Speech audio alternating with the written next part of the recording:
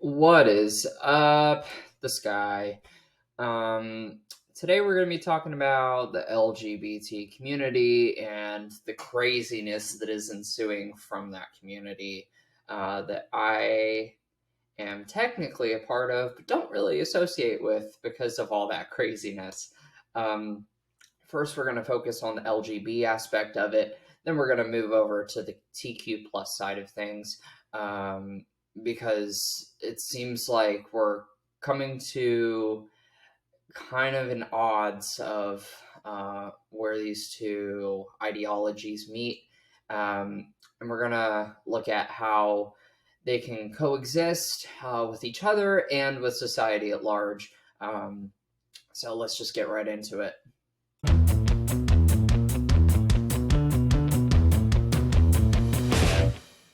All right. So first, let's talk about the LGB side of the community.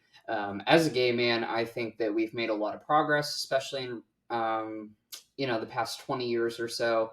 We're pretty much equal at this point in the United States. I'm speaking from a Western perspective. Um, I obviously know that there is a lot of work to do as far as the Middle East goes, but that's a totally separate culture. Even parts of Asia.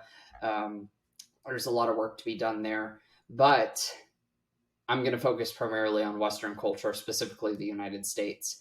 We've fought for our rights and achieved a lot of victories, and that's awesome.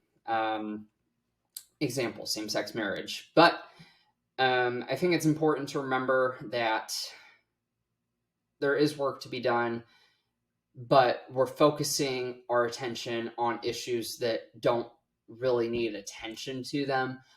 If we really want to promote that kind of equality that we on paper are seeking, we should focus that on countries that really do have issues with LGBT discrimination. For example, in the Middle East, gays still get stoned to death and thrown off buildings. So I think that Larry down the street not agreeing with who you sleep with in bed is not the biggest issue. As long as he's not harming someone, who the hell cares? Discrimination and hate crimes against the LGBT communities do still exist, even in the United States. But in the United States, in the United States, but it's really not super prevalent. And when it does happen, it's a media hellstorm, and it's prominent, and people discourage that. We're not living in a culture that actively promotes that, and it seems like a lot of people are living in this mentality that they're still a victim, and I don't agree with that narrative. On the TQ plus side of things, obviously that community has received a lot of flack, especially recently. Looking at Dylan Mulvaney, that certainly didn't help. But the LGB gets lumped into that, unfortunately. Transgender, non-binary, and gender non-conforming individuals certainly face a lot of challenges in today's society, but that's partially, self-fulfilling prophecy. They're bringing it upon themselves a lot of the time. Forcing language and ideology onto wider society is a difficult task to overcome. I certainly, even as a gay man, I really don't subscribe to a lot of that narrative that especially the TQ plus side of the coin is pushing onto society. I don't like the language policing. I feel like a lot of these people just are not living in reality. Now, of course, there are trans people who are actually trans. They do the hormones, and they go about their life just fine. Typically, people are going to have issues with it, but for the most part, people just kind of let it happen. It's whatever. I'm more concerned about the TQ, or specifically the Q plus side of things, where it's really, maybe they're bisexual, maybe they're gay, maybe they're some kind of not straight, and they want to feel an extra kind of special. So They're adopting these identities that really aren't their true selves, but they feel like that's the only way that they can express themselves, which is kind of sad because, the whole community is about uh, loving whoever you want, expressing yourself however you want to. And I full heartedly agree with that. If you're an adult, you can do whatever the hell you want as long as it's not affecting other people. That's where I have the issue.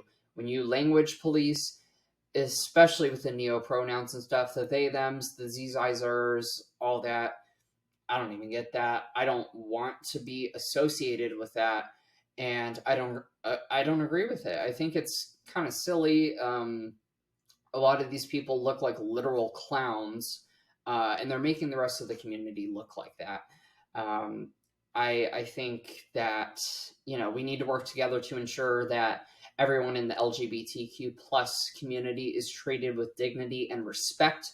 But if you don't respect other people, how do you expect them to respect you? It's a two-way street. It doesn't work just shoving your ideas down people's throats and expecting people to go along with it, especially people who are not familiar with this community at all, have no idea what the hell is happening, and then you get some lunatic with a buzz cut and a mullet, um, with 20 piercings on their face and dyed hair, walking into Joe Schmo's tool shop and say, they're clearly like, biologically female and maybe they just look a little funky. And 78-year-old Joe is saying, "Hey, ma'am, what kind of tools can I help you find today?" And they're like, "My pronouns are these, eyes are." Like, really? Come on. So, how can the LGBTQ plus sides of the community work together? I think it starts with a lot of education and understanding, not only within the community, but with society at large. A lot of people within the LGBTQ plus community talk about educating the masses. And I really believe that it's the LGBT community who needs to be educated on society at large. I don't understand this large discrepancy between reality and fiction, where people are just living in their own world and think that the world revolves around them. That's just not the case. We definitely need to learn about each other's experiences. And when I say we need to learn about each other's experiences, I mean LGBTQ plus community and not LGBTQ plus community. We need to understand each other and come to the realization that at the end of the day, we're all people, we're all American, and despite our differences, we can live together peacefully. But that's not going to work if one side is constantly pushing against the other and one side is trying to accommodate the other, but it's never enough. The issue is, no matter how hard you try, no matter how much you do to accommodate certain factions of the LGBT community, it's never going to be enough. And I think there needs to be a lot more people, especially the LGB side of things, that need to speak out about this, because it's becoming ridiculous and it makes the whole community look bad when we have these instances of T, Q plus. I'm not going to lump actual trans people in with this, because that's different. I think a lot of actual trans people are not going to be singing about looking at their bulges, flaunting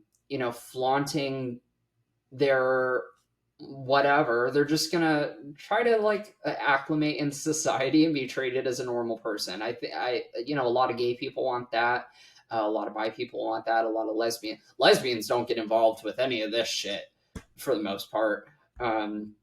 It's typically the gays and the TQ pluses.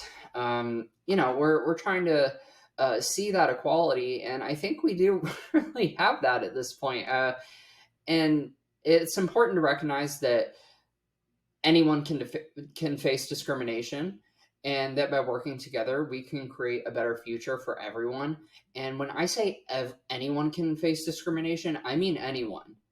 I'm talking white straight males, the lesbian, genderqueer, non-conforming black woman down the street. It doesn't, like, you can be just as racist as a black woman as you can a white man. You can be just as homophobic as a trans person as the white woman can be. So I think it's important to recognize that, so we can come together and have these conversations to create a better future for everyone. Um, you know, I really do believe that the LGBT and Q plus side of things can work together and work with society at large to create a better and more inclusive society. However, we need to live in reality. It's important to recognize that we have a role in this fight, and we need to support each other in our struggles. Um, but let's continue to celebrate ourselves in a respectful way and work towards a brighter future for everyone in the LGBT community and America as a whole. As Americans, we really need to come together, stand up for what is right, and fight against what is wrong. And it doesn't matter at the end of the day if you're gay or lesbian or black or white or Asian. Your immutable characteristics should not define how you think, how you act, or how you treat other people. You should treat other people based on who they are as people. If you're a good person, it just doesn't make sense to me that people are actually, you know what? I'm going to take that back. It does make sense to me that people are lumping all the LGBTQ people together, all the black people together, all the Asian people together, because tribalism is so natural for humans. We naturally gravitate towards groups that are similar to us. So we're going to find those communities. So that makes sense. But God, the tribalism is just getting out of hand, y'all. I know this was a bit of a ramble, but I hope that there were some coherent thoughts within there that maybe someone can take away from something. I'm just really frustrated at the state of the LGBT community. I think we're going in the absolutely wrong direction. We had it good for a little bit, and then we let a small percentage of the population within the LGBT community, which is already a small population, kind of hijack the whole movement. We definitely had it going good, but we also have to look at these organizations who are funding all of this. The Centers for Equality and all that. You got to follow the money. These organizations really should not be active within the United States on the wide scale that it is today.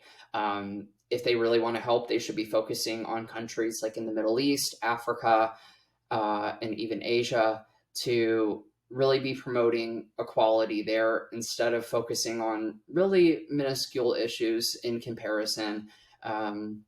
It's really just kind of a freaky world we're living in. Have a great day, y'all. Hey, y'all. Thanks for watching. Penny is biting me, and she will stop if you subscribe. So hit that like button and hit that subscribe button to save me from my cat eating me. Bye.